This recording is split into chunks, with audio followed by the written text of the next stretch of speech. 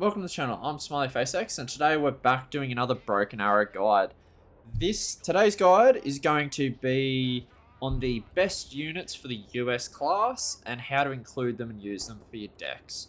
The follow-up will be with Russia, however, we'll just go through US for now. We need to start this by classifying each of the units, because comparing a sniper to a main battle tank isn't very fair. So we'll just bounce through the categories to achieve that. So the first one under the Recon tab is going to be our Observer. The capabilities that they have is that they have long range optics, they have high concealment, and they have the ability to laser designate targets. The main negative or drawback that they have is that they're very poor at head-to-head fighting. The best unit the US has in this category is actually going to be the Scout Snipers under the USMC banner. The reason why these guys are the best is because out of the ones that have 2000 optics, 3 stealth, and the ability to laser designate, which the US gets 3 options, the Scout Snipers, the Airborne, 4, because technically they get the Green Beret Sniper option as well. But the reason why the Scout Snipers are the best is because, first thing, they're only a 2-man squad, which makes them very easy to fit into transports, especially when you put in another unit, say a Marine squad, and then you throw a sniper pair in there as well, because you've got a little bit more space in your transport. Really easy to fit in. The second one being is because of the drawback. How I said they're not very good at fighting head-to-head combat, right? So a lot of the time you'll put these guys on hold fire so they don't reveal their position. And what that means is that the only time they're really firing is when they're dying. So they almost never trade equal to their cost. So having the cheapest possible unit that still achieves the capability that you're looking for gives it the edge over the other options, such as the 10 points more airborne or the 15 points more ranger snipers. So that's why they're the best. The second best is actually the airborne snipers, okay? And the reason why they're the second best is because they have this M203 launcher, as well as an M4. What this means is that when they run up to another sniper team from any of the other specializations, is they're going to win the heads-up fight in that piece of bush or in that building. And that is the main benefit that they have, is that they win the mirror match versus the other reconnaissance units, while still being rather cheap as well. It's important for both of these squads that you keep them as cheap as possible. Like I said, you're not actually trying to target anything with these units, so keep them nice and cheap so that you're not trading ineffectively. Alright, after our observers, we then have the drones. Okay, these are your air-based observation platforms. They're often used in conjunction with another asset to get a lot of targets for indirect fire or for your aircraft to target. The main drawback is that often they're not very cost effective unless you have air superiority already in place, because they just get shot down so easily. The best unit that the US has for this is going to be the RQ-4 Global Hawk. Okay, it's got the longest range optic out of all the drones that you can see here, which makes it the best when you have air superiority. The only other one that it really competes with is going to be the RQ-170 Sentinel, which the main drawback is that this has a little bit less range, optical range, and it has an increase in stealth, okay, which either way, these will get shot down if there's enemy air superiority, so staying a bit more stealthy really isn't that beneficial for 50 more points. So if you're going to get the most out of them, you can keep the Global Hawk a little bit further back because it has that longer range, and it's cheaper if it does get shot down, which is why the Global Hawk's #1 and the Sentinel is #2.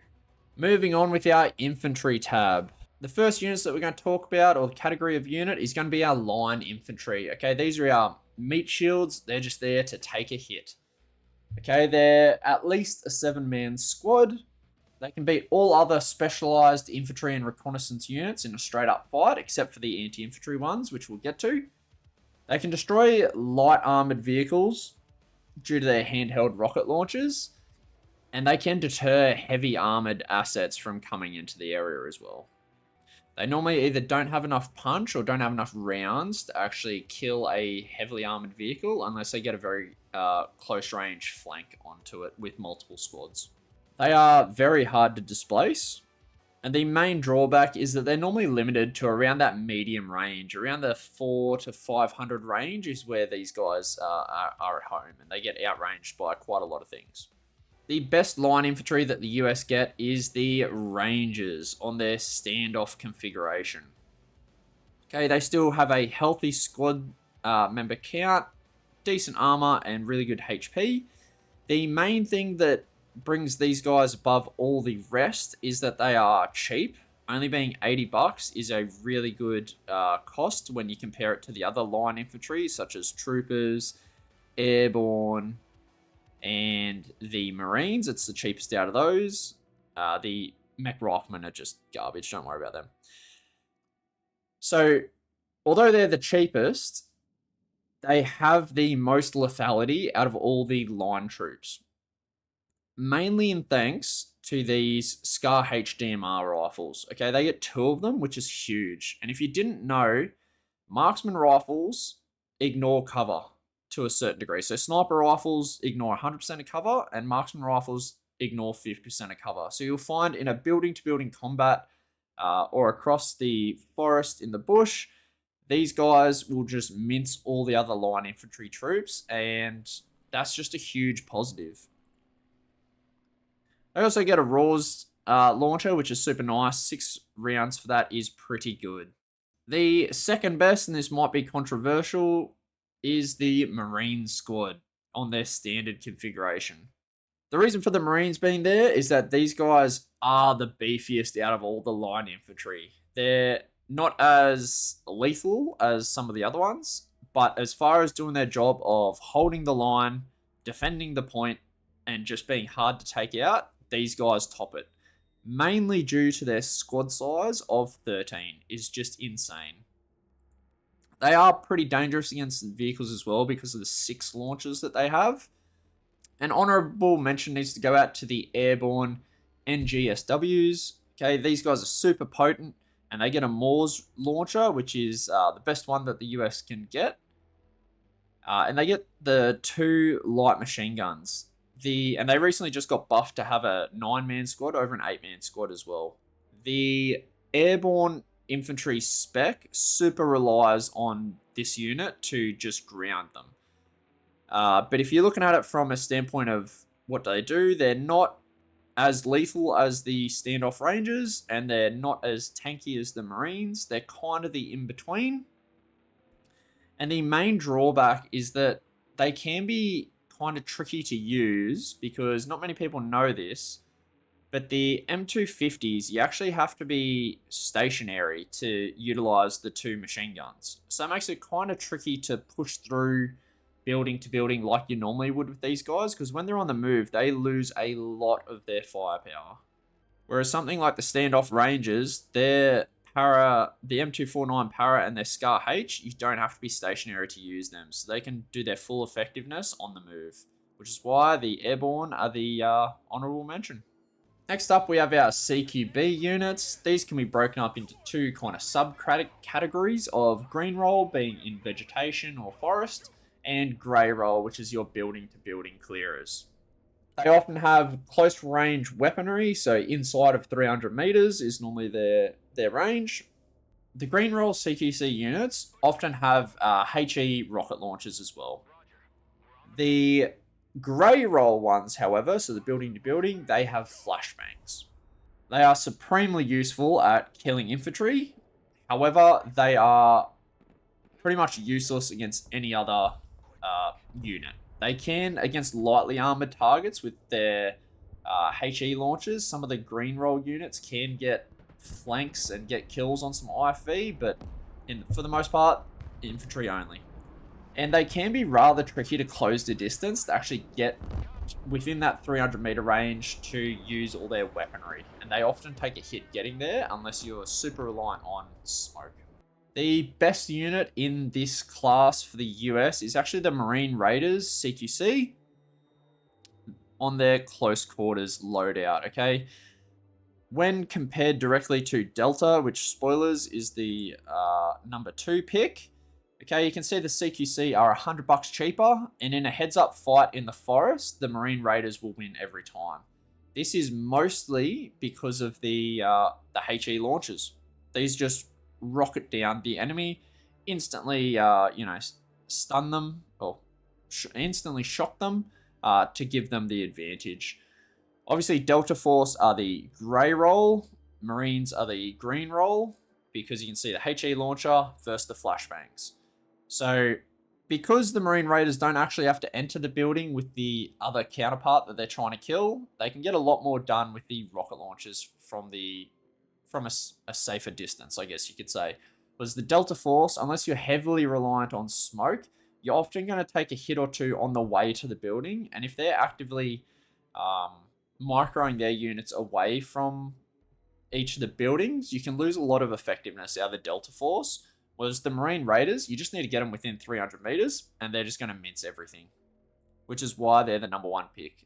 They've also got 2 more members, which just makes them that much more potent in their distribution of damage. Some honorable mentions need to be made for the Pararescue in the Reconnaissance tab. That can also have the flashbangs, which is a grey roll unit, as well as the Force Recon on their Black Ops loadout. Okay, they get 6 of the HE launchers and a couple of shotguns. These really, you get a lot of bang for your buck out of these guys. The Force Recon and the Pararescue, they can also take out all line infantry units, except for Marines they struggle with because they're just so beefy that they just can't quite get through the Marines before they whittle down themselves. But for a 6-man squad, they can take on a lot more units than what they should. The main drawback with these 2 units, and why they're an honorable mention, because they are significantly cheaper, is that if you lose 1 or 2 of these units, they are nearly useless. They'll fall over to a lot of different units because they just don't have the health to take hits from even standard assault rifles, which is normally the case when your IFV drop you off just shy of the building. You might cop a couple of hits or maybe a round from something, and so you can get whittled down before you can actually employ these effectively, and often you need 2 of them to be meeting the same capability that you would if you just had the Marine Raider or the Delta Force. Next up, we have our anti-armor ambush teams. This is our close range anti-armor capability within the infantry space. They often have multiple rocket launchers. They absolutely destroy all types of armor at close range, both heavily, light armored, doesn't matter. They'll just mince anything if it's within their range, especially if they can get flanks on it. The benefit of the handheld rocket launcher over some of the longer range missiles is that the handheld rocket launchers will critical hit every time they get a penetrating strike, which, unless it's APS, is going to be every single round. So you can really rack them up and super damage the tanks if you're not outright killing them. Problem is, they're useless against anything else on the field, but they do their one job really well. And to absolutely nobody's surprise, the best unit the US get at doing this is the Ranger Moors squad. They get 3 of these Moors launchers with 6 rockets per one, which is just insane. 600 pen, 8.5 damage, good range of 600 meters, just makes this unit just insane at taking out vehicles. The runner-up unit is actually the Assaultman Small. These guys get 2 launchers, which isn't quite as much, and 4 rockets for each of the launchers. Still the 600 meter and the 8.5, so they can still, especially when working in pairs, which you should pretty much always use these units in pairs, so you can avoid the frontal armor with at least one of them. They can still absolutely devastate vehicles. The Assaultman Smalls are 30 points cheaper, which is super nice. And they also get the added benefit of having these thermobaric rounds, which can be super good against infantry as well. So if you are doing a forest clearance and you're not sure what's in there, bringing these along, as well as like a line infantry troop or a close combat CQC infantry that we just went over, you can pretty much devastate anything in that forest. So the versatility really helps out its cause. But as far as its primary job of taking out vehicles, nothing beats the Ranger Moors. Next up, we have our ATGM teams. These are our dismounted long-range anti-armor capability. Missile launchers that can often shoot outwards of 800 meters. Their primary job is to deter vehicles from an area. If a vehicle goes wandering in somewhere and it gets a missile launched at it, it's going to quickly just kind of pivot and try to fuck off out of that area, which can often prevent a breakthrough. Similar to the anti-armor ambush teams, these ATGM teams are near on useless against any other type of threat. And they're also a big target for indirect fire and cruise missiles because it's very obvious from the smoke trail where it's coming from. And it's normally a pretty nice position that has good overwatch over areas. So it's often a very targetable location where you'll place these guys. The best ATGM dismounted, at least, unit that the US get for this is the Airborne Infantry's weapon squads. These guys have the 2 of the javelins, so even though it doesn't have the range of the TOW missiles, just having that damage and the top-down attack is just insane. And having 2 of them is super, super nice. The weapon squad also gets that versatility of having the 2 medium machine guns, which allow it to support the line infantry a little bit more and just be able to defend itself, especially if there's just infantry kind of walking at it. This thing can just start to inflict some pretty heavy casualties, so it's not completely useless against everything else, like a lot of other ATGM launchers in this category, such as the TOW 2 Alpha. The runner-up, at least in the current meta, is actually going to be the Cat Dragons. These things have 1,000 meter range, 2 M47 Dragon, 3 anti-tank missile launchers, 750 penetration, 12 damage. It's not a top attack though, so it won't do as much damage as the Javelin, which is a top attack, as you can see here. So these are super good against lightly armored vehicles. So think IFV, troop transports, these will absolutely mince them up because it's firing 2 at a time, which is super nice. These pretty much just tickle the heavily armored targets though. So if there are T14s coming your way, these things are not good for it. So in the current meta where there's a lot of just IFV spam, these are the way to go. They also come with the same medium machine gun that the weapons squad did. However, they also have a heavy machine gun, which has more penetration and more damage and more range, which is super nice as well. They can really defend their position, similar to the weapons squad. But definitely a meta pick at the moment. If the meta does switch to a more heavily armored enemy rollout, then an honorable mention should be made to the Airborne Infantry's TOW 2 Bravos. Okay, they got the overfly attack, which is the the top attack missile launcher for $85. Really good at doing their job. They don't have the versatility of the Cat Saber, which has the same launcher and has the machine guns. But you're getting it for like $45 cheaper, which I'm not employing this to use its machine guns. I'm using it for the launcher, so the TOW 2 Bravo is much better for that. But the Airborne Infantry already get the weapon squad, so I don't know whether you'll really use these too much. Next up, we have our MANPADs. These are our dismounted anti-helicopter units. They often have anti-aircraft launchers that have ranges of up to 1,500 plus. And their main job is to deter helicopters from the area. Similar to the ATGMs that we just spoke about, you're often not going to get kills with it because they'll get hit once and they'll run away or they'll smoke or flare or whatever they're going to do. And you don't have the mobility to chase them down to actually finish them off. But you will get a hit or two, and if they're super lazy, you might get a kill, but it mainly just deters them from entering the area. MANPAD units are useless against everything else. They're like most specialist units. If they aren't dealing with what they're there to deal with, they're just going to get rolled over by line infantry.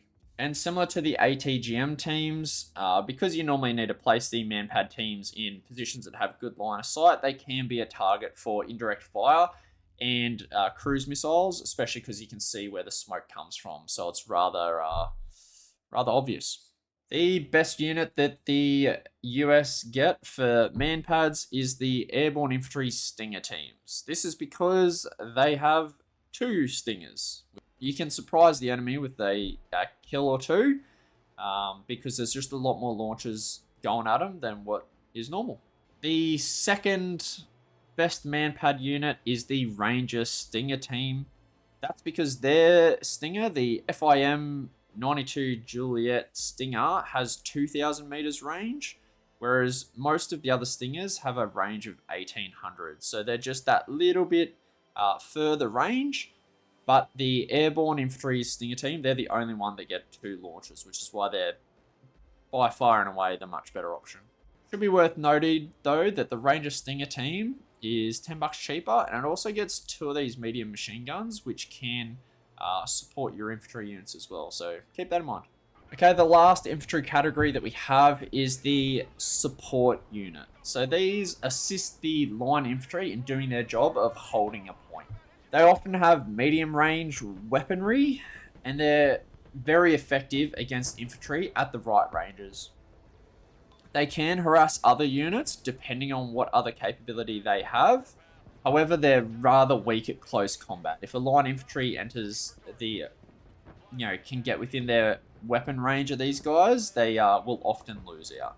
The reason why I'm being intentionally a little bit vague about their loadout is because it can come in a number of different forms, whether it be automatic grenade launcher, machine gun teams, sniper rifles. There's a number of different kind of units that fall into this support category where they're just trying to help the line infantry. The best unit that the US get for this is the Rangers Mark 47 AGL. This is because they get 2 of these AGLs, and these things, AGLs really rip up infantry heaps more than machine guns do. So they're super good for that. Because they have that decent penetration, they can also do pretty good work against some of the lightly armored IFV that's rolling around, and they have a good range of 800 meters. The main thing that sets the Mark 47, or the Ranger Mark 47 AGL team above the rest, though, is that the Mark 47, unlike every other AGL in the game, these guys can actually hit helicopters as well, which is a super nice capability to have to support that front line. The runner-up unit is actually in the reconnaissance tab, and once again for SOF, it's the Green Beret Snipers. So if you haven't tried these guys out, I'd very much encourage you to do so. They are pretty expensive, I'm not going to lie. They've got it's a sniper rifle loadout, if that's not obvious by the name. They got 4 dudes, so they do fall over very, very quickly. However, they have heaps of sniper rifles with super good range. 1,200, 1,000, 700 meters, 600 meters. These things will absolutely annihilate infantry in buildings. It is not even close. And remember what I said about their ignore cover percentages for their marksman rifles and the sniper rifles? So you can see there the SCAR, 50%. The MRGG, 50%. Mark 22, 100% ignore cover. The M107, 100% ignore cover. These things mince infantry. They can also, because of the high kinetic penetration on the M107 and the Mark 22 ASR, they can also do pretty good against some lightly armored vehicles as well. And because of their range, you don't need to put them in the classic, the bubble of buildings, where most of these supporting units, you need to put them kind of at the back so they can affect all the buildings. You can actually put these guys in the high rise, like behind it, because they have so much range to get on. They can often outrange anything, even if there's an IFV that, could kill these guys. These guys are probably going to outrange it with their M107. So, and depending on the optic capability of the enemy vehicle, they might not even spot these guys when they are opening up their rifles. With that 3 concealment, it is super good. They do leave kind of smoke traces for whatever reason. It's a bit weird, but a clued on enemy that is microing the area could see them, so they could get targeted. Just keep that in mind. But if you haven't tried these guys out, give them a go. Just put one behind your front line somewhere in a really good high observation area, and just watch them go to town on any infantry that enter its fucking area. Alright, moving on to the vehicle tab. The first category that we have are the IFVs. These are the infantry fighting vehicles that are basically troop transports that can also participate in the fight as well. As mentioned, they have the ability to carry troops, as well as often an autocannon as well. They do a very good job of harassing infantry at safe ranges. With line infantry having their rocket launchers, they don't often want to be close combat with infantry units. They want to keep that distance, the 500 to 600 meters away, the range of the most rocket launcher systems, so they can just whittle down the infantry. The reason why they harass as opposed to destroy the infantry is because infantry often hide behind buildings or just move away. And because you need to maintain that distance in order to not get killed by the rocket launchers, you can't really hunt them down to kill them. But they can do a good job in combination with line infantry to push the front line back. And because they have the autocannons, they can also do a really good job fighting against helicopters if the helicopters get too aggressive and get within their effective range of their weapon system. So hiding them behind a building or in a forest and then baiting the helicopter in and then popping out once you're in the correct range, you can often sneak a couple of kills, especially on the more lightly armored helicopters. Kind of goes without saying, but they are very vulnerable to any anti-armor assets, being the close range anti-armor ambush teams that we've talked about, or the ATGM launchers, as well as air-to-ground helicopters and the such. Okay, the best one of these for the US is the M1283 AMPV. This is my recommended loadout for it. You get the Bushmaster 2 plus the Javelin on top, as well as the APS. The reason this is so good is because it can carry 12 troops, which is more than enough for everything that the US has, except for the Marines and the Marine Raiders CQC and the Delta Force. So there's only 3 squads that won't fit in this, which gives it really good versatility when you match Armored Brigade with anything else. It gets the Bushmaster 2 autocannon, which is significantly better than the Bushmaster 1. So whenever you see a Bushmaster 2, that is a usable vehicle. Very good to use. And it also gets this Javelin on top with four rockets, which is super good. A lot of the IFVs only have like 2 rockets when they have a missile launcher. And the good thing about this is that you don't have to stop to use it. So it can just fire on the move and it can just chew up lightly armored vehicles with the autocannon. The more heavily armored ones, it can really annoy them with a Javelin, especially if they're running without APS. That can be very dangerous. So super good unit. Definitely include it in pretty much everything you're doing. The second best might be a little bit controversial because it actually comes from the reconnaissance tab, but is the Striker RV Javelin Trophy.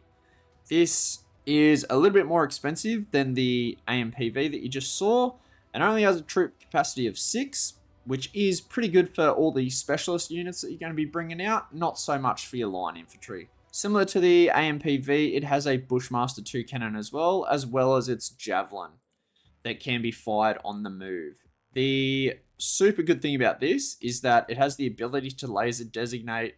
It has 2,400 meters of optics, which is insane, and a good concealment of 1.25. So this thing, super good. And the main drawback for this unit, the reason why it's just a little bit annoying to use, is that you have to use it in conjunction with the Scout. It's attached to the Scout, and the Scouts are fucking shit. But if you put that aside, if you got points in your reconnaissance tab, the Striker RV Javelin Trophy is insane. An honourable mention needs to be made to the M1296 Dragoon Trophy. So it gets the Bushmaster 2 and the M240. 9 seats, so it's got enough for all line infantry except for the Marines.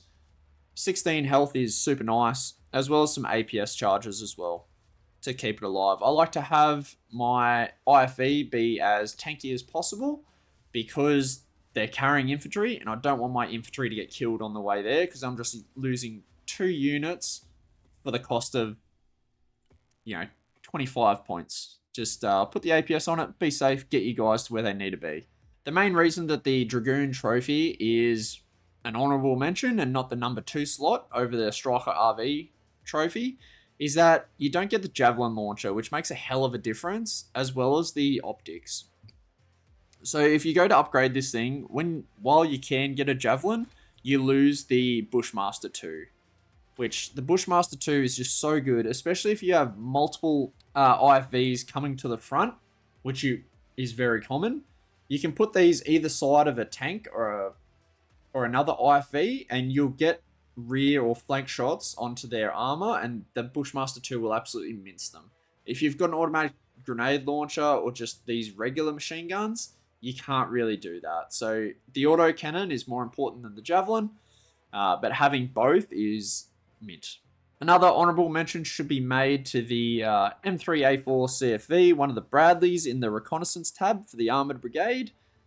They get the carrying capacity of 3, which doesn't sound great, but when you can put them with the Armoured Brigade's Cav Scouts with their Javelin, is super nice. So they get good optics once again, they get good concealment, really good armor for an IFV. They only get a Bushmaster 1, but that's enough to do the job. They get the TOW 2, which outranges Javelin launchers, and they get 12 missiles, which is super nice. And the TOW 2 is the top-down launcher as well, so it's going to be very potent versus vehicles, especially when you unload your Cav Scout and they fire their Javelin as well. This can be a super good combo to have, and this is my recommended loadout for it. The best armor, the APS, and the upgraded engine, because it is a bit steadier than some of those strikers. But this thing, super underrated, should definitely be utilized more. Alright, next up we have our MBTs, or our main battle tanks. These are our heavy armor assets that we bring in. They're categorized by having tough armor with a super powerful cannon. They can absorb a lot of the firepower from the enemies just due to its frontal armor. They absolutely annihilate lighter armored vehicles. They just mince them. They are super effective against infantry as well. However, finishing the job can be difficult at times, depending on because you don't want to get critical hit by some of them close range rocket launchers, but due to your armor, you can kind of sneak some kills in there if you're brave enough. Similar to the IFV, they are very vulnerable to anti-armor assets, whether it be helicopters, aircraft, or dismounted teams. And unlike the IFV, these things are a HVT. They're a high value target. The enemy will, scramble anything they can to try to deal with an MBT when it hits the front, which means it demands a lot more of your attention for its micro. So the best one of these that the US get is the M1A2 SEP V3 under the Armoured Brigade. This is a super nice tank. This is my recommended loadout for it. Just go up to the Tusk 2. It gives it the most HP, so bang for buck with the armor really helps it out. I personally wouldn't jump up to grab APS. I think it just makes it way too expensive, and when you inevitably get bombed, as I said, these things are HVTs. They'll scramble anything to take it out. If you've got the trophy systems on it, you're just handing over more points to the enemy. Whereas a lot of the time, you're not going to lose these things to enemy tanks. So the APS isn't all that beneficial for its cost. So just give it the Tusk armor package. That way you get your machine guns and you're all well and good. You have a super nice cannon with a range of munitions. It's super nice.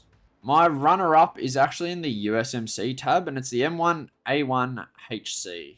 Okay, this is my loadout that I'd recommend on it. You get the Tusk armor package, which gives it all its a little bit more health and its weaponry, as well as chucking a jammer on. So the main reason that this, I think, is a little bit better than the M1A1 FEP or the SEP V2 is because for its cost, $240 is really cheap for something that this heavily armored with this amount of weaponry, as well as it does get these recently buffed heat rounds, which can take out the enemy IFV really, like in most of them, in 2 shots, whereas the FEP doesn't get these rounds. It has to use its kinetic charges, which means it needs to get a little bit closer to take them out in 2.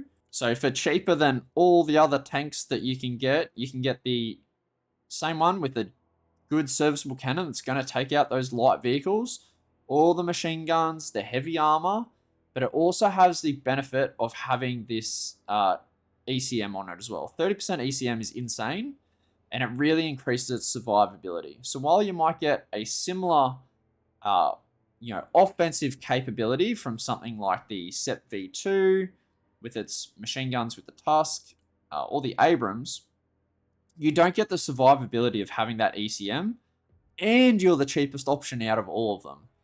The M1A1 HC definitely slept on, and look into it if you haven't used it. We have 2 honorable mentions in this category. The first one is the M10 Booker Iron Fist. These things are super potent. I'd recommend putting the 50mm autocannon on it, mainly because the aim time of 2 to 3 seconds mean you can get in before every other cannon is firing off. So because it's on that shorter cooldown, if you've got 2 of these, which I'd recommend, and they're very fast, you can get them around the flanks of vehicles, get those side armor shots or rear armor shots, and just rack up the critical hits before the opposite tank has even fired at you once. With that, having APS on it really helps its survivability because it's not as tanky as some of the other tanks. So having the APS on it really helps it out as well. Super good tank, really good in close combat, especially when you get those flanks. And from a distance, it absolutely minces up infantry because it has pretty much a better autocannon than the Bushmaster 2, so it just does all of that better. And these things absolutely mince up helicopters as well. Similar to the IFV, these things just chew through them if you can micro them well. So super underrated unit. The second honorable mention goes to the M55 1 Alpha 1 Sheridan with no ATGM, because these 52mm cannon absolutely fucking annihilates infantry. These HE rounds are just awesome, and it's still going to 2-shot a lot of the IFV from a pretty good range, and it gets the Browning as well. So it's, for its cost, it has a lot of firepower. These will just go down very easily, but for $75, it just needs to take out like 1 unit, and it's paying for itself. So super nice unit. Look into them a little bit more if you haven't touched them. Next up, we have our ATGM launchers. This one's the mounted ones this time. So our mounted long-range anti-armor capability. They have missile launchers upwards of 1,000 meters in range. And similar to the dismount, their job is to deter vehicles from entering their area. They're very vulnerable in close combat to line infantry and such, so they do need to keep their distance. And similar to the dismounted troops as well, they are an indirect fire and cruise missile target because they are often in good positions, like high line of sight and a very targetable area. So you got to keep your eye on them, especially because of the smoke trail coming out as well. The best version of this for the US is the Striker ATGM Trophy.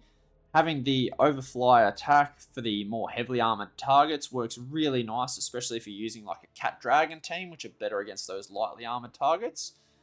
In the armor, having the APS on a ATGM is super nice because when you go blow for blow with a main battle tank or an enemy ATGM, having that trophy system really helps you get off more of your super impactful top-down launches, which you can honestly win a lot of heads-up battles if you've got absolutely no help. And normally you'll have line infantry in the area or something else that can help out that will force the enemy unit to fuck off. The thing that stands out with the Striker is that it's very fast. It can get in those really nice positions well, as long as it's using the roads, of course. However, the thing that separates this from some of the Bradleys is that it gets these, what are these called? The TOW BB rounds. These are super nice against infantry because you get really good penetration and really good damage. So when you're done killing the vehicle that's coming your way, even if you got no support in the area from any other thing that can reach out at that range, this thing can launch its TOW BB rounds and mince the infantry that came out of those vehicles. So super nice. The second best is the LAV ATM. For a similar reason, it's got the same capability. The main downside is that it doesn't have the trophy system, but it is a fair bit cheaper. So being able to kill vehicles and then kill the infantry that come out, super nice. Honorable mention can be made for the, like, almost any of the Bradleys. There's quite a number of them. But they also get the Bushmaster and a little bit of carrying capacity, as well as the APS as well. They just don't have the option for those anti-infantry tow rounds. So they've just got the vehicle rounds, which which is fine. I guess you've got the Bushmaster that has a little bit less range. But you really don't want to be using the Bushmaster and getting into the mix. But I guess it adds that versatility, so it's an honorable mention. All right, moving on with our support tab. The first thing we're going to talk about is our air defense units. So these are our anti-aircraft and anti-missile ground-based dudes. They have SAMs, or surface-to-air missiles, with radar capability, so they can target those missiles. They assist with gaining and or maintaining air superiority. It also protects ground forces from cruise missiles, which is very potent right now.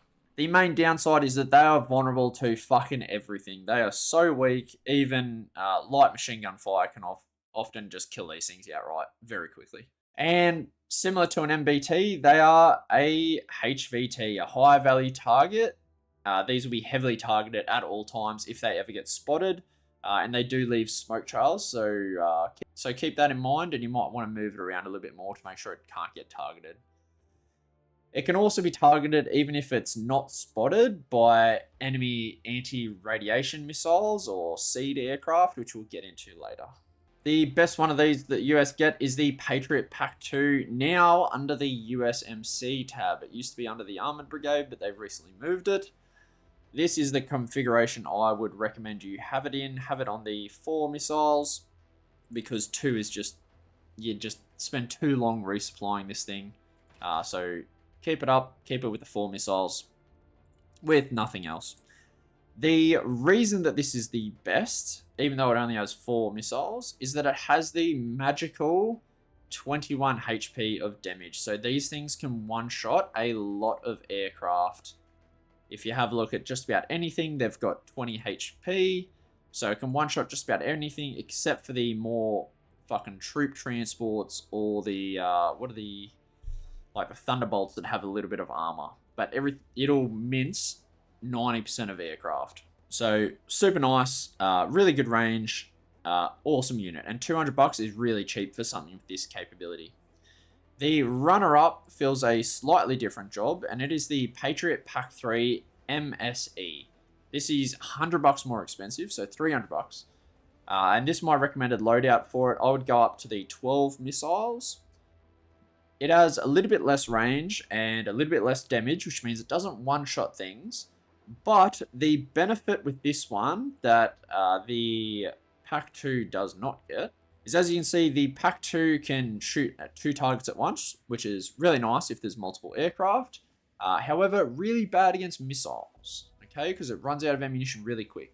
The Pack 3 and its main benefit is it is super good at intercepting missiles, cruise missiles that are coming to your area. Because when you upgrade it, you get 3 multi-targets with the 8 missiles.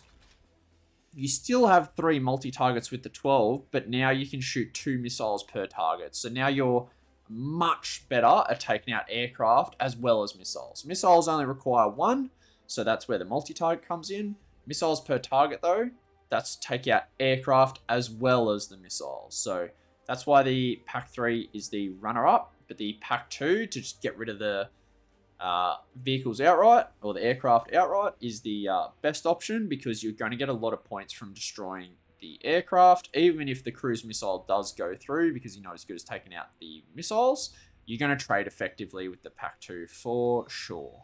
Next unit we have is our SHORAD, or our short range air defense. These are our mounted anti-helicopter units. They're the mounted version of the MANPADs. They are there to destroy enemy helicopters with either their autocannons or their missile launchers.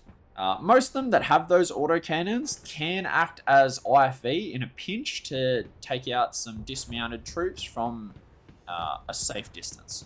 SHORADs are a little bit more armored than their air defense brethren, so they're not as vulnerable to dismounted troops unless they have rocket launchers. However, they are vulnerable to armored vehicles. They're also very vulnerable to indirect fire and cruise missiles, because once you eliminate the enemy SHORAD capability, helicopters can just run a town on your vehicles from their safe distance outside the MANPAD range. So they're very sought after units to destroy, hand in hand with the air defense assets that we just went over.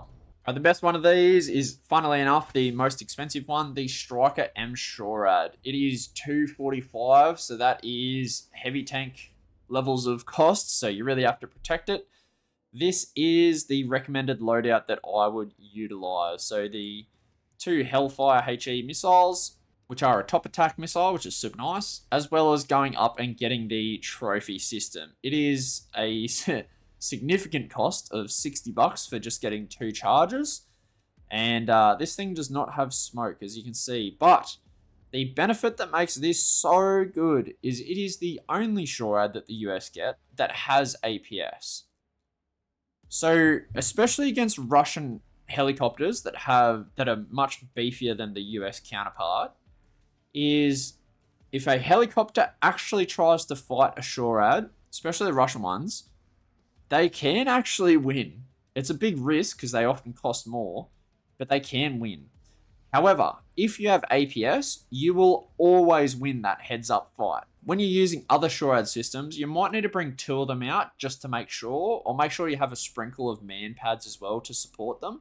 But for the strikers, you can really just have 1, and that's kind of enough unless they're sending a wave of helicopters. It's also super nice that it has this 30mm cannon with 100 penetration, 3 damage, 1200 meter range. That minces aircraft, minces infantry, minces fucking light vehicles. Super nice. And the fact that you can outfit it with Hellfires. Hellfires are a little bit worse at shooting choppers, but it does have the stingers to do that. But it gives us the capability that in a pinch, it can also act like an ATGM. So it's got the cannon to deal with infantry. It's got the stingers to deal with the helicopters, and it's got the Hellfires to deal with vehicles. It's just so versatile, and having the 2 APS is awesome.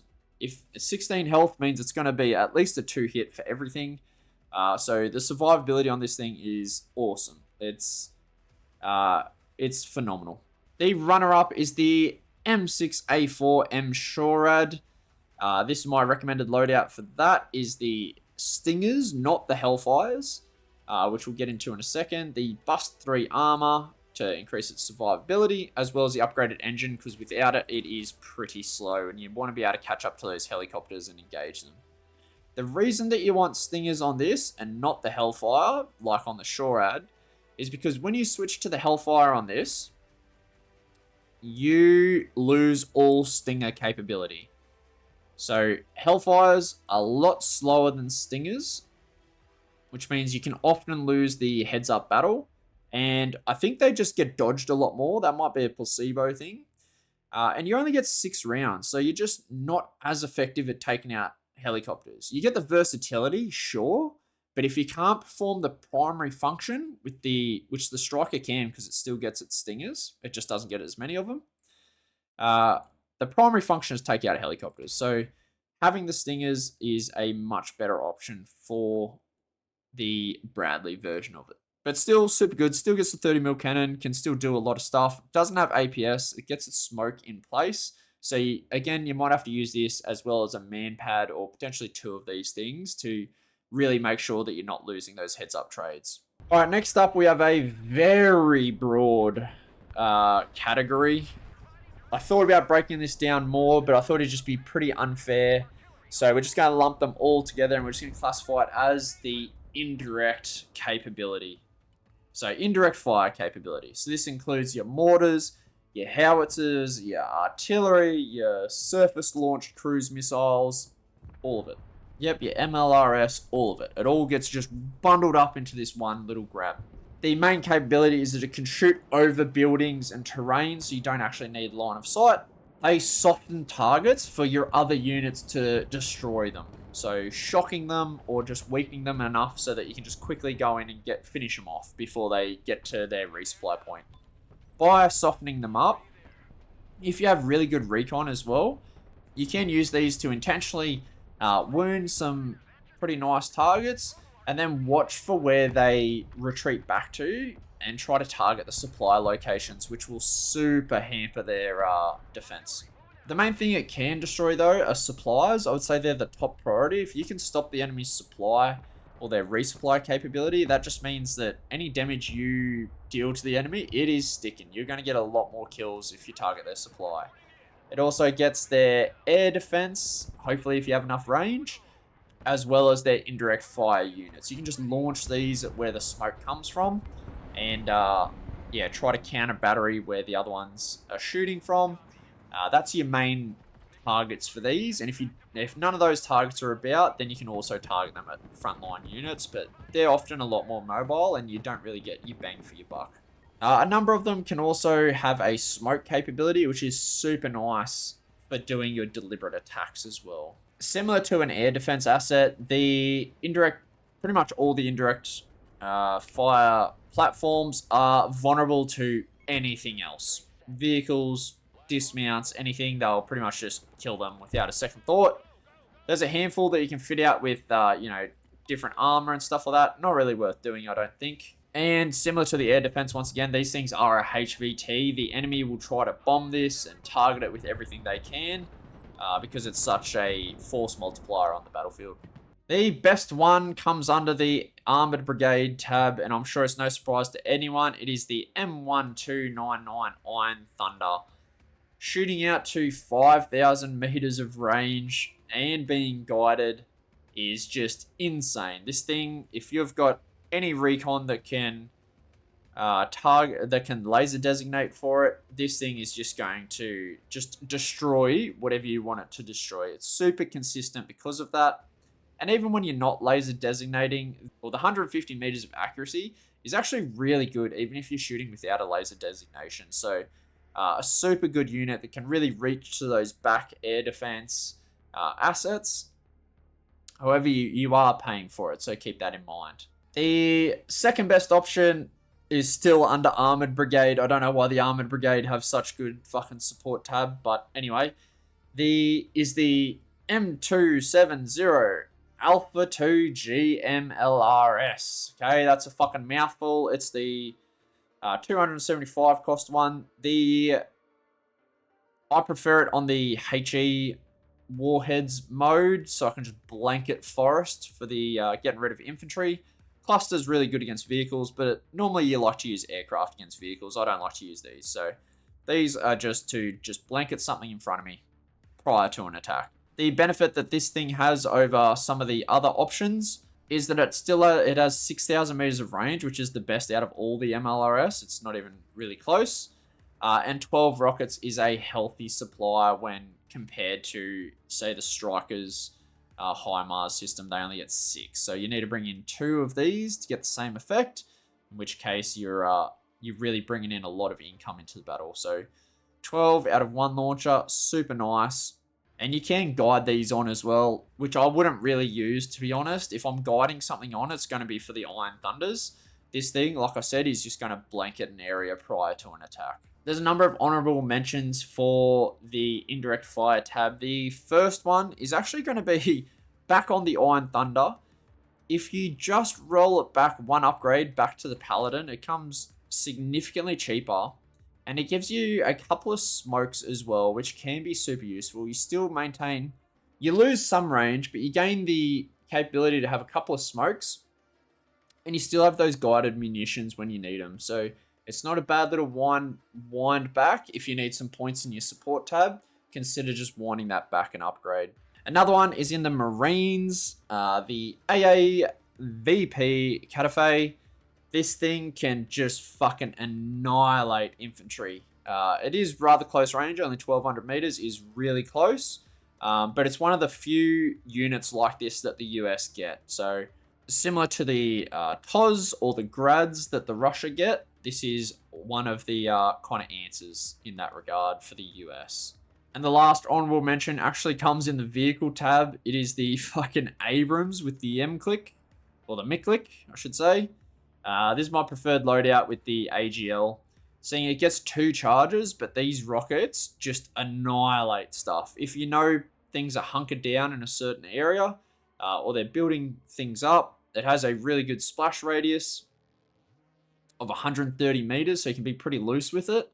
And it actually ignores 50% of cover, so this will just annihilate something in a building. It has such good damage, such good penetration that Infantry in particular are just going to get fucking wiped by this thing, and having its armor at that close range that you're going to have to be to use it, because it's only 800 meters, means it can actually kind of hold its own, and sometimes it'll even bait some aircraft that might take the heat off your seps, which is pretty nice.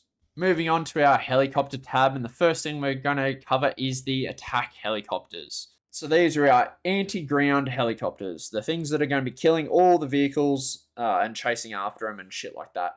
So they have air-to-ground missiles, normally Hellfires for the US, and often have rockets as well that can help some of the lighter armored vehicles as well as infantry units.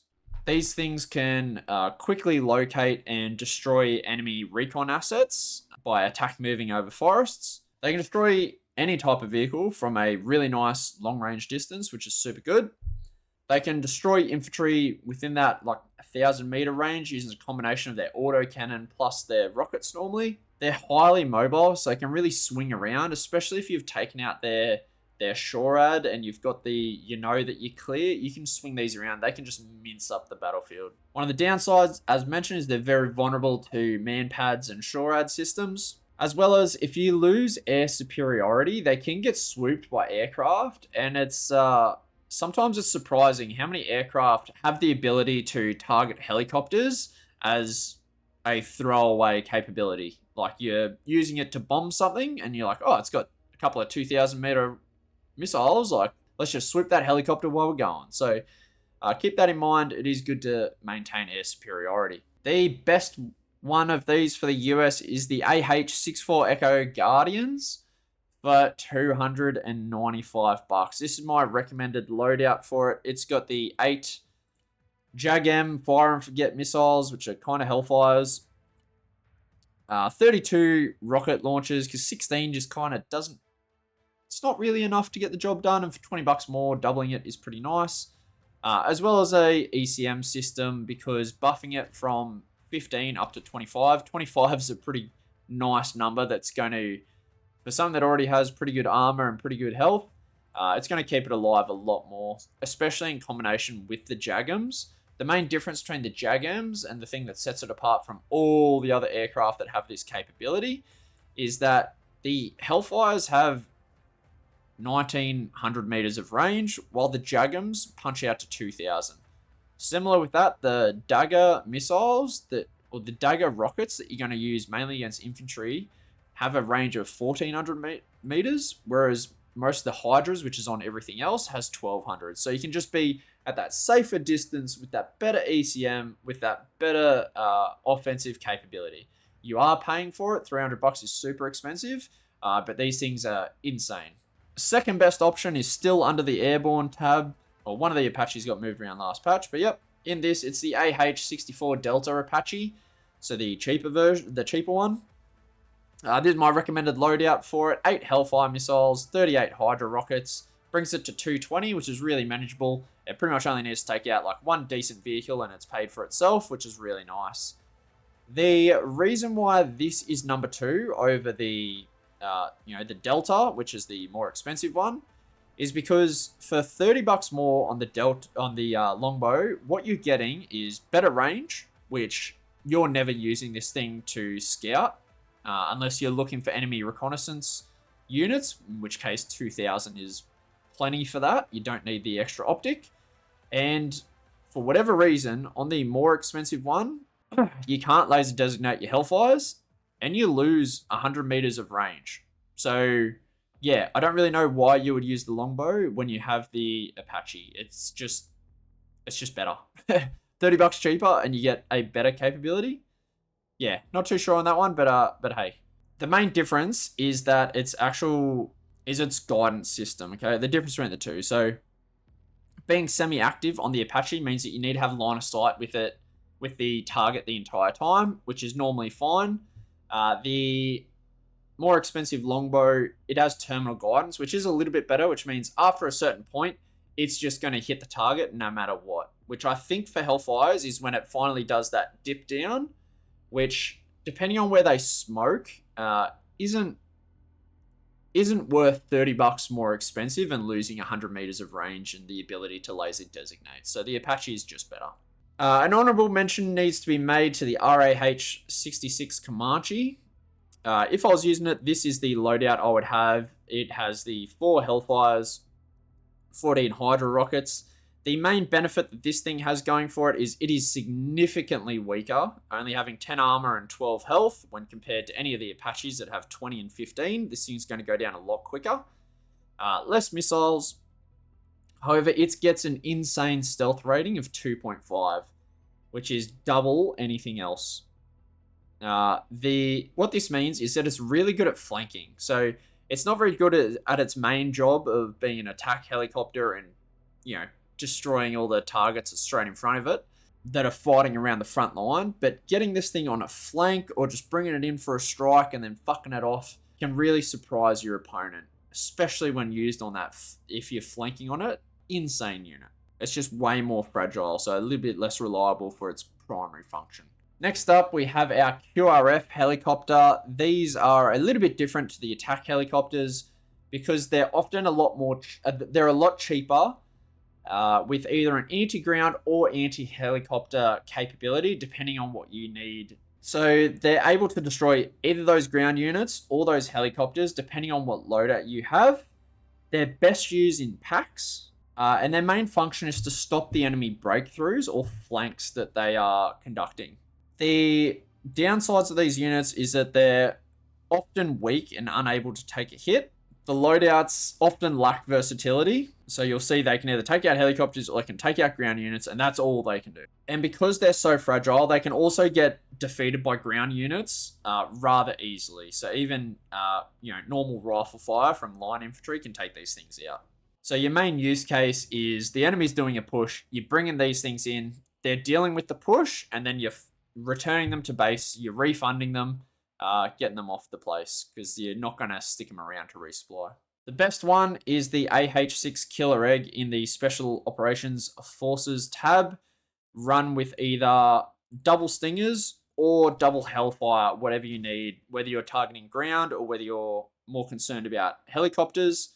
You can just spam, 2 or 3 or 4 of these, especially if the, Russians are doing their classic IFV push and your front line hasn't quite held up to it.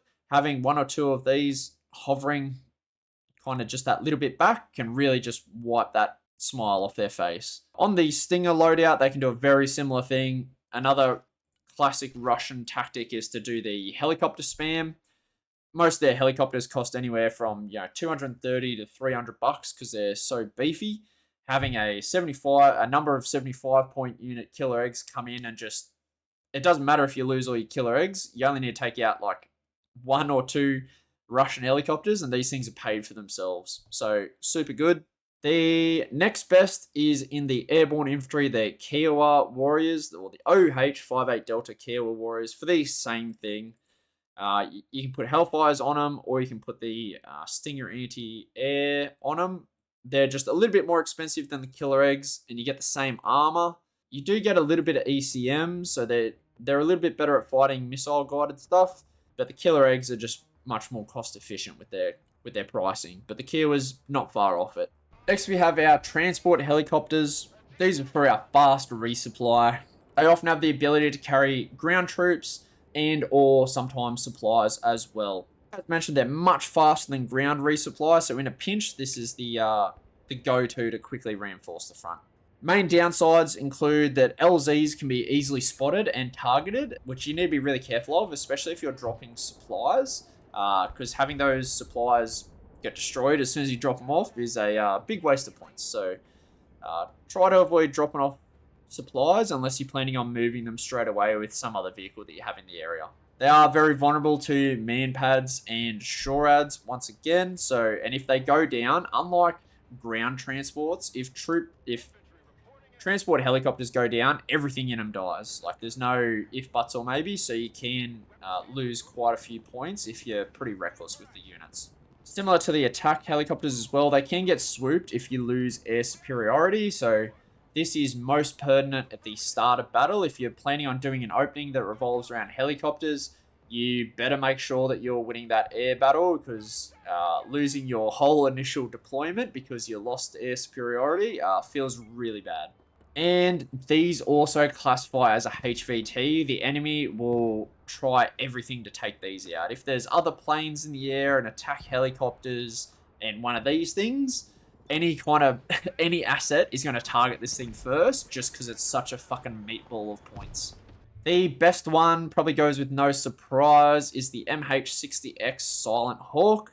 It can carry 14 troops, which is enough for anything that the US has, including the Marines.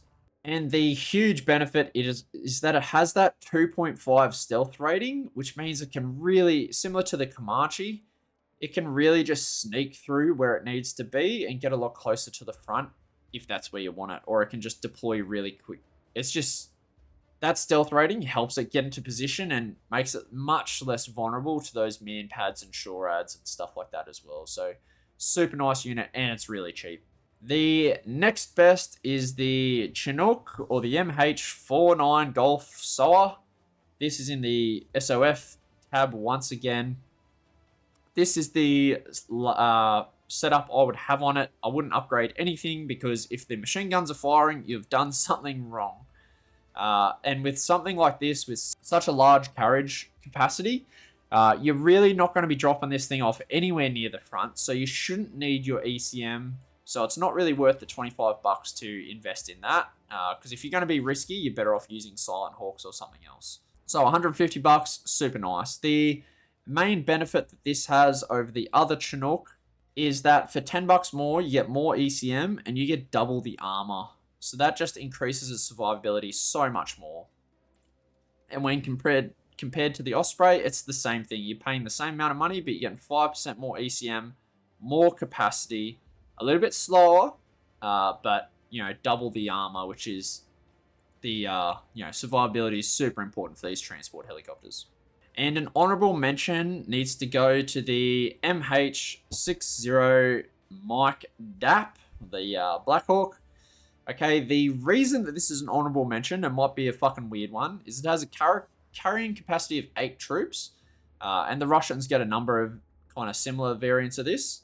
And the main reason that this is such a good unit and an honorable mention is that if you're deploying somewhere that is not accessible by ground, so think of the hotel capture point on Basilisk Peninsula, this thing will nearly always win the fight there. So you can put your Stinger teams in here. All US Stinger teams will fit into this transport. Have it on this loadout. The cheap autocannons means that the 2 Gore 17s and the 30 mil is going to mince up anything on the ground that might get dropped off before you. Not that anything's faster than this, really.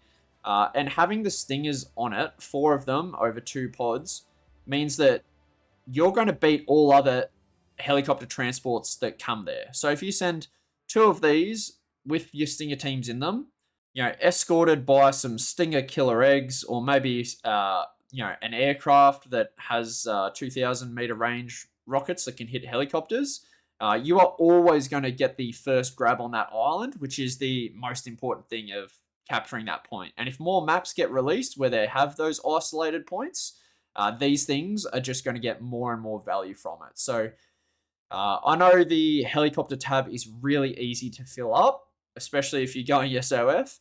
But if you got the points, it's super nice. Throw 2 of these in and you will always win that hotel spot, at least for phase 1 anyway. All right, moving on to our final tab, being the air tab. And this is where things can get really messy if you're not too familiar with it. I know it was the part that took me the longest to pick up when I first started playing this game. So the first category we're going to go over is the air superiority fighter. These can be broken down into 2 subcategories, being the long-range fighters and the dog fighters. The long-range fighters have the capacity to carry missiles that can shoot out to 9,000 meters of range. This is the longest air-to-air missile in the game, and there's only a select couple of aircraft that can actually fit them out. What this means is that you can get the first shot onto the enemy and get back to a safe area before doing that on repeat and staying out of the enemy's engagement area or engagement range. The dogfighters, on the other hand, they often have multiple, so 6, 8 or more 7,000 meter missiles. The reason that you want to stack a set missile is that the more that you stack, the more missiles of that type that you're carrying, the faster you will shoot them off. So if you only have 2, you'll find that there's a big delay in between your first and second from going off. However, if you have 8 of them, you'll find that they fire off really quick. So having 6 to 8 is a super nice number and can still keep planes pretty cheap. They are limited to that 7,000 range, which just about every aircraft has something that can hit it. But because you have so many of them, it really means that you want to have it kind of cheap, because you can often take out something. Like you're almost definitely going to go down, but you're going to take something with you, and hopefully you're getting the better of that trade. At high altitude, these air superiority fighters have really good optics out to 12,000 meters of range, so they can see cruise missiles coming early and any other aircraft that can help your air defense assets to spot them. They're extremely fast and agile, especially and they all have the ability to use their afterburners as well to maneuver the best way possible to increase their survivability. In saying that, they are very reliant on their ECM and their flares for their survivability, and sometimes it is a simple roll of the dice, which can feel bad at times.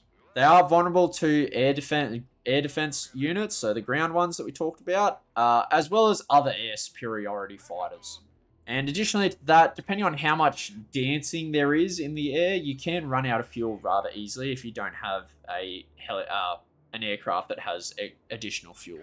So the first one we're going to go over, and the best one, is the F-22 Raptor. The reason why this is the best is it has the highest stealth rating amongst aircraft in the game. A couple of these other Special Forces units have the same stealth rating. However, this is the only one that can also fit out the 9,000 meter air-to-air missile. So, super nice there. And 20% ECM is insane. This is my recommended loadout for it. The 375 total cost. It has the 9,000 meter thing and also the 500 pound bomb. The reason why I have the bomb is because it's the cheapest option in this in the starboard bay. You could outfit it with more missiles, but that just creeps the cost up quite a fair bit. And honestly, this amount of missiles is enough to get the job done. You've got the sidewinders to take out helicopters once you've won the air superiority battle. And because you have that high stealth rating, you're going to see the enemy first. You're going to shoot first, which means you're already at the advantage. So what the 500 pound bomb lets you do is that when the enemy, because they know they're up against some F-22s, like they'll often not fight the air battle, or they'll put up very little resistance because US are just better in the air. So they'll bring out their air defense units on the ground. So when you see smoke in the air, ping them, drop the 500 pound bomb on it because they never expect it from air superiority fighters. And the amount of times that I've gotten cheap kills from this after taking out a drone or off the air tax is absolutely insane. And like I said, it keeps the cost down anyway, so give it a go. It's insane. The second best is the F-15 Charlie Eagle. This is a dogfighter, whereas the F-22 is the long-range fighter. This is the dogfighter. It wants to get in the mix, and it just wants to let rip. Okay, it's $270, so way cheaper. It's only got 5% ECM, but that's okay because it's firing off all its missiles so fast that you just expect this thing to go down, but it's going to trade above its value. Most of the other things it's going to be flying against are going to be around that 300 point or more, and the amount of missiles that this thing's going to get off, unless the enemy gets real lucky with their ECM, it's going to take out something. So the loadout is, 8 AMRAAMs plus the fuel tank, just so it can hover around in case the enemy aren't bringing out units straight away, or you've just taken out a drone and you've only used 1 AMRAAM. There's no need to go back to base just yet. You can hang around and try to spot something out for your air defense units. An honourable mention needs to be made to the F-15EX Eagle II. With its recent changes to some of its loadout options, this is a loadout you can get on it for $400. It is pretty nice, 15% ECM. You don't have the stealth rating. However, you get 2 anti-radiation missiles, as well as 8 AMRAAMs. So it's going to fire off just as fast as the Eagle. However, for 130 more points, you're also getting the 2 anti-radiation missiles, which once you get into the mid and late game, this just outclasses the Eagle. The Eagle is really good for the air tax. But this thing has value throughout the entire game just through its anti-radiation missiles. And by having those anti-radiation missiles, the air defense units are going to target those anti-radiation missiles first before it targets the aircraft. So it kind of keeps it, it improves its survivability just that little bit more. It is $400, so it is an investment, but it is a pretty nice option now. The last honorable mention is going to go to the FA-18 Charlie Hornet from the USMC tab. This is one of the other aircraft that can get the 9,000 meter rocket or 9,000 meter missile that the F-22 Raptor can get. You're paying the same cost for each.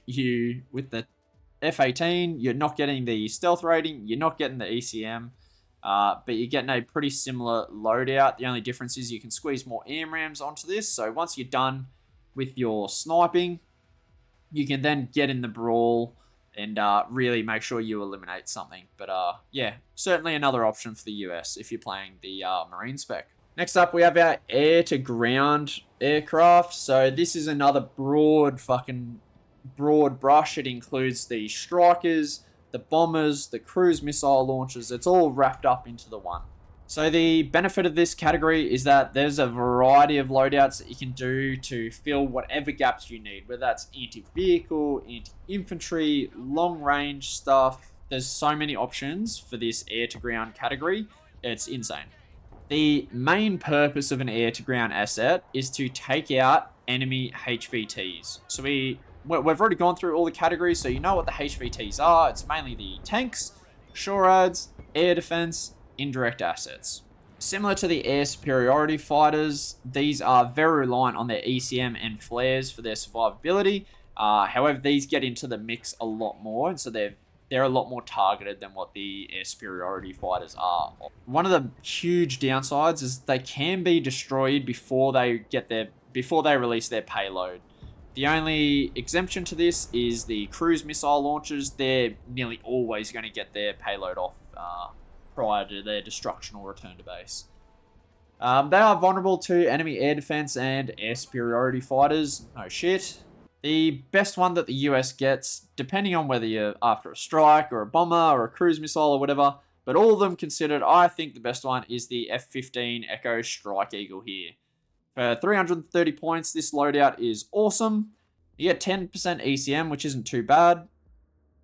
You get 8 of the 1,000-pound rock eyes. This will take out any tank in the game. Sometimes you can get pretty unlucky just with the spread against T-14s, but you'll leave them on like a single point of health and you'll be fully critical. So any indirect asset can take that out. Another benefit of this thing is that it does naturally, the cheapest option in this tab is the AMRAM plus the Sidewinder. What this allows you to do is when you're coming in on your bombing run, you're probably going to take out a drone as well, or just fucking shoot it off against something. It's just really nice to just have one AMRAM. The amount of times that this comes into effect is insane. Additionally to that, if you have air superiority and you've done your bombing run and things are all well and good, having that Sidewinder means that if you want to throw this away to try to take out a helicopter, you can absolutely do that, especially if those Russian helicopters are super fucking annoying. Having that Sidewinder is just a really nice capability to have. The reason why we have the 500-pound bombs on here is that it's the cheapest option in this tab, and because the 8 rock eyes, the eight of the rock eyes is of the cluster bombs, that is the like magical number to take out anything. So you don't need more than that. It's just going to increase the length of your bombing zone, but you're never actually targeting something with that distance. So 8 is perfect. Anything else is just additional points that can be traded over to the enemy. The benefit of having these as well, even though they're the cheapest option, again, if you have that air superiority and you've just done your bombing run and it's all well and good, you're often going to get shot at by either MANPADs, SHORADs, or air defense. And if you didn't go down, like if your ECM and flares actually worked, you can actually like ping those targets and turn around with your 500-pounders and just fucking bomb them again. Like, fuck it. It can get the job done in a number of ways, which is pretty nice. The second best option, I believe, is the F-35 Alpha using this setup here, the 2,000 pounder. and an anti-radiation missile. The reason this is so potent is that it has that brilliant 1.75 stealth and the 20% ECM. So this is nearly always going to release its payload. And being a smart bomb, it has to release it from high altitude. So a lot of the other aircraft that try to utilize these bombs can get shot down early. This thing will 9 times out of 10 will get its payload off because of its stealth rating. Because of that, it is also super nice to have an anti-radiation missile on it.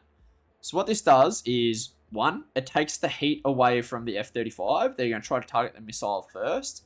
And two is, because of the stealth rating, when you spawn this in and you click your spot for your precision munition, if you also put it on hold fire, it won't fire off the anti-radiation missile until it's spotted, which, because of the stealth rating, is really close to the enemy. So it'll often fire this off when the enemy air defense asset, or SHORAD, doesn't have time to react. It doesn't have time to get a missile in the air and intercept it, and it often will pick up a kill as well as your 2,000 pound bomb, because the 2,000 pounder is so much better than the 500 pounder or the 1,000. You can kind of just get the rough area and it's going to get the job done. You also have the laser designator to guide it on as well. So super good unit.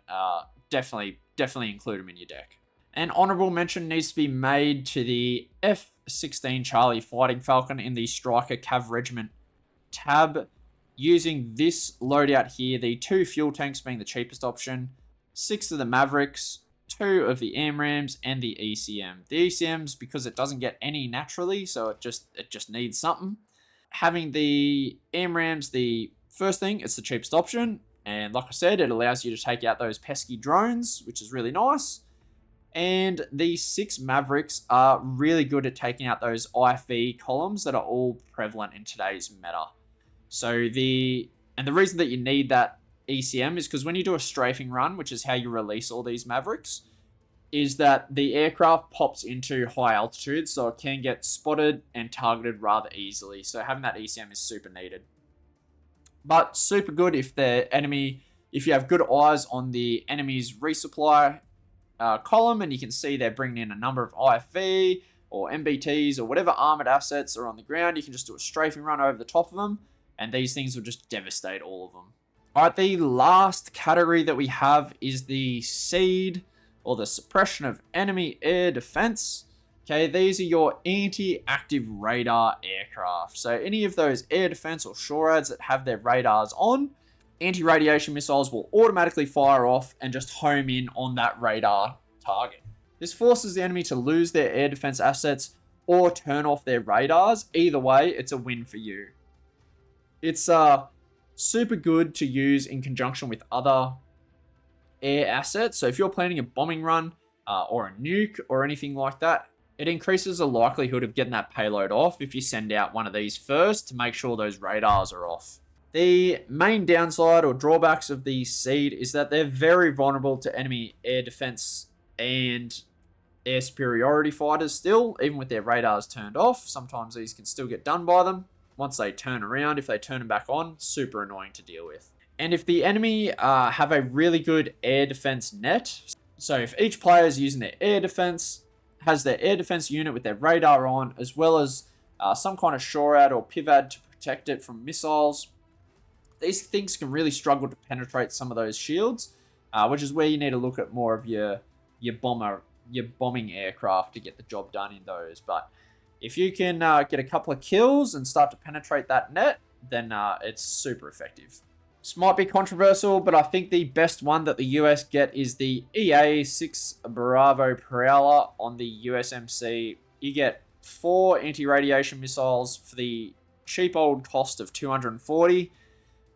It is a rather slow plane, which when it comes to SEED actually isn't too bad. You send this out early, give it enough time to get into its engagement area. And the benefit is that it takes you a while in the air, which means you can get off all 4 without having to turn around and do a second loop. Because if you have to turn around and do a second loop, then it gives the enemy a chance to turn their radars off. It kind of lets them react. Whereas you can just steadily fucking waltz on in, just launch off all your shit, and then fuck off. In saying that, the second best option is the CJ under the Striker Cav Regiment. It gets 4 harms as well, but it also gets the 2 AMRAAMs. So once again, having that versatility to take out drones is super nice. This is a much faster aircraft, so it can often, by the time it's done firing off its 4th missile, be straight over the top of air defense units, and even without a radar, you get targeted, and you can get shot down. Unless you want to do a turnaround and fire off another 2. That's why I think the Prowler's a little bit better, is because it is that little bit slower. So as long as you can forward plan, it's I think that little bit of a better option. It's also much cheaper, which does help. And the Prowler also has 10% ECM, so just a little bit more than the CJ. Now, an honorable mention is also going to go to this wild new setup we can do on, once again, the F-15 EX Eagle 2. As you can see, this is a very versatile unit. It's in the Airborne Infantry tab, and we mentioned it when we were talking about air superiority fighters. But this is another loadout you can put on it, which I think is just in-fucking-sane. So you get 3 cruise missiles, which is awesome. The US kind of has a hard time of getting cruise missiles compared to Russia, so having cruise missiles, awesome. You can bring that with the 4 anti-radiation missiles as well. As we've spoken about, the anti-radiation missiles, whatever is closer, the enemy air defense is going to target, okay? So when the cruise missiles and the anti-radiation missiles are firing off, because the anti-radiation has a max speed of 2,500, and the cruise missiles at 1,000, the enemy air defense assets are going to target the anti-radiation first, which means the cruise missiles are much more likely to actually get a hit, which is insane. You also get the 4 AMRAAMs, so not only can you take out a drone if there's a drone, you can also get into the mix with aircraft if you wanted. I probably wouldn't, just because of the cost. I would release all these missiles and then just return it to base, because that you have such long distance to do this with that it is rather safe, especially with the 15% ECM. So even though it's expensive, I think this is a really good way of taking out ground troops. And it might seem ridiculous, but in reality it's not, because if you're not spending 565 units to take out some ground troops, what you are spending is going to be, let's do this, pin that bad boy up there, get the Strike Eagle. You're sending out a Prowler to suppress something so you can strike it, which you're already that is 570. So $5 more than if you were to just send out your F-15 EX Eagle to take it out. So while it seems insane, give it a go, because it is super effective. Anyway, that wraps it up for this video. I hope you enjoyed classifying all the troops and understanding where, kind of what capabilities everything has, what they're used for, and the best options available for your deck building. Obviously, you can swing some of these things around depending on what combination of specializations you're using to get the most effect, so you can cover the most bases with your deck building. But yeah, I'm sure there's a million other ways to do these loadouts, and if you have a special unit that you thought should have been higher on the list, put it in the comments and we'll have a chat about it, and we'll see if we can come to a healthy conclusion. But I hope you enjoyed, and yeah, I'll see you on the next one, which will be the Russian version of this next time we come back. Peace!